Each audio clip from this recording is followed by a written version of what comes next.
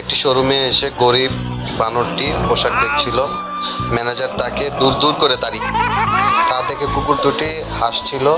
বানরটি খুব কষ্ট পায়। বানর ছানাটি তার কৃষক বাবার কাছে টাকা চাইল, কিন্তু তার বাবা বলল, কঠোর পরিশ্রম করে নিজের টাকা নিজে উপার্জন করো। পরিশ্রমের পর অনেক ফসল হলো। দেখে বানর ছানাটি খুশিতে আত্মহারা হয়ে গেল।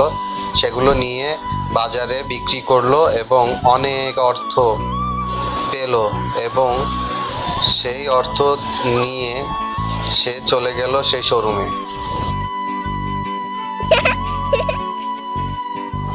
তারপর সে তার পছন্দের স্যুটটি কিনে নিল এবং ট্রায়াল রুমে যেয়ে পরে একদম স্মার্ট হয়ে বের হয়ে আসলো।